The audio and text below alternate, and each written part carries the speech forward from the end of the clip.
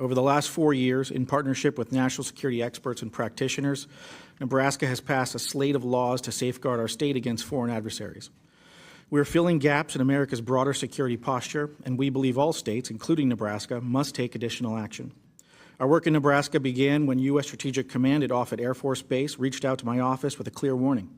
Huawei equipment had become pervasive near critical defense infrastructure, such as our nuclear missile silos, posing unacceptable risk to our national security. The U.S. government formally designated Huawei a national security threat in 2020, but years later, its equipment was still in use and, alarmingly, being newly installed across Nebraska. We responded by introducing legislation in 2023 to prohibit telecommunications companies from receiving state funds if they use or provide communications equipment designated a national security threat. The law also cleared bureaucratic red tape for removing the prohibited equipment. These common sense reforms nonetheless triggered robust lobbying to keep the Beijing-linked technologies in use. It was our introduction into how foreign adversaries wield influence through their investments, including embedding themselves in trade and business associations, using these respected organizations as both a weapon and a shield. With each passage of legislation, the same pattern recurred.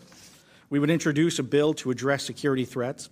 Foreign adversaries would exert their influence, often in unexpected ways that revealed something new about their use of economic entanglement, political power, and coercion. We would come back the next session with legislation to address those newly identified tactics, and the cycle continued. As we worked to remove Huawei equipment, we learned of another approach being used by the company to compromise our security. Critical infrastructure executives in Nebraska had been receiving special promotions for free Huawei smartphones, no strings attached. To the executives, it looked like marketing, but it functioned as access, placing adversary-owned hardware into the hands of the people running our grids, water systems, and communications.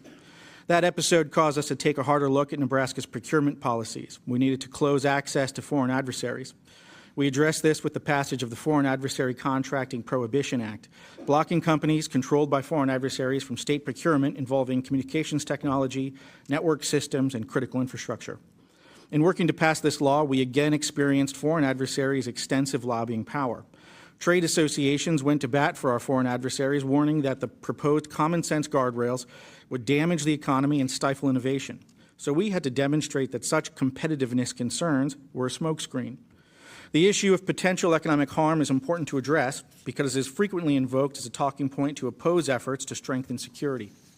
Our experience in Nebraska demonstrates that we are already facing economic harm that could grow substantially if we do nothing to disentangle our critical infrastructure and our economy from our adversaries.